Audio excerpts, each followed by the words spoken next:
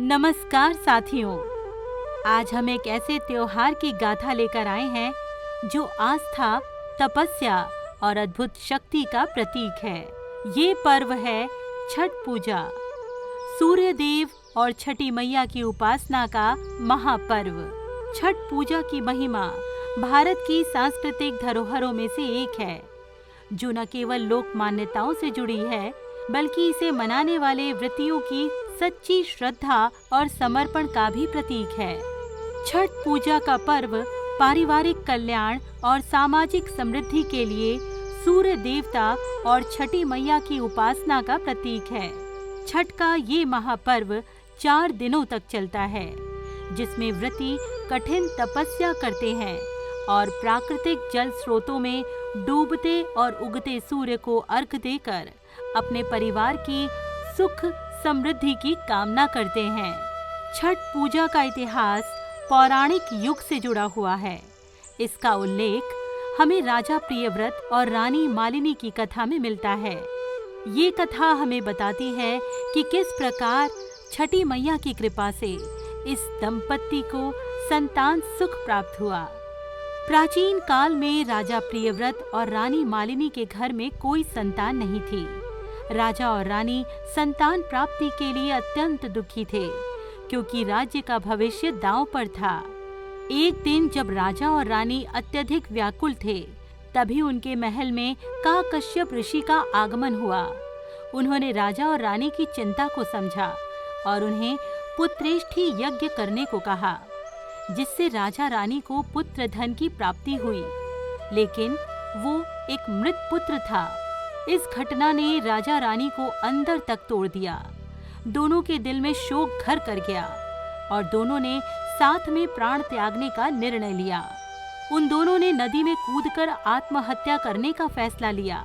लेकिन जैसे ही वो दोनों आत्महत्या करने नदी के पास पहुंचे, उसी समय वहां षष्ठी देवी प्रकट हुई और उन्होंने राजा रानी को आत्महत्या का विचार त्याग कर कार्तिक मास की शुक्ल पक्ष की षष्ठी को उपवास रखने और सच्चे मन से पुत्र कामना के लिए प्रार्थना करने को कहा। राजा प्रियव्रत और रानी मालिनी ने पूरी श्रद्धा और समर्पण के साथ छठ मैया की पूजा की। वे नहाए खाए, खरना, संध्या अर्घ्य और उषा अर्घ्य की सभी विधियों का पालन करते हुए व्रत में लीन हो गए। कुछ समय बाद उनकी प्रार्थना फलीभूत हुई और रानी मालिनी ने एक सुंदर पुत्र को जन्म दिया।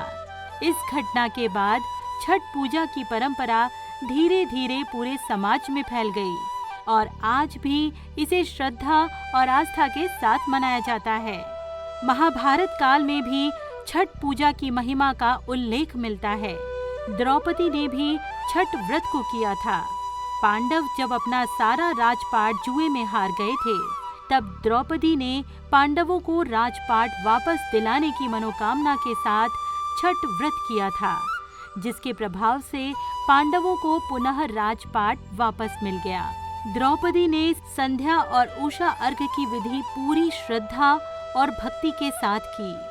छठ मैया ने उनकी प्रार्थना सुन ली और उनकी कृपा से पांडवों के जीवन में सुख और समृद्धि लौट आई। उनकी कृपा से पांडवों को पुनः राजपाट वापस मिल गया। छठ पूजा की विधि अत्यंत पवित्र होती है। इसमें व्रती को कठिन तपस्या और अनुशासन का पालन करना पड़ता है। ये 4 दिनों तक चलने वाला व्रत है। पहले दिन को नहाए खाए कहा जाता है। इस दिन व्रती गंगा या किसी पवित्र जल स्रोत में स्नान करते हैं और शुद्ध आहार ग्रहण करते हैं। दूसरे दिन को खरना कहते हैं। इस दिन व्रती पूरा दिन उपवास रखते हैं और सूर्यास्त के बाद गुड़ और चावल का प्रसाद बनाकर ग्रहण करते हैं। इस प्रसाद को विशेष महत्व प्राप्त है, क्योंकि इसे प्रसाद के रूप में पूरे परिवार में बांटा जाता है।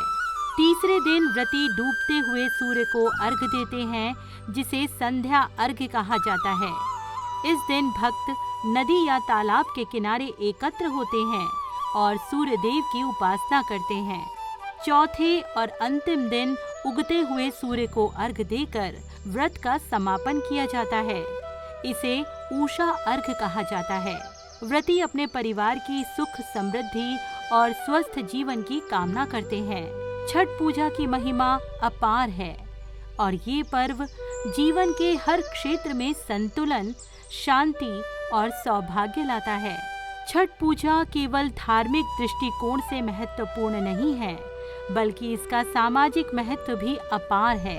ये पर्व समाज में एकता, समर्पण और सामूहिकता का प्रतीक है।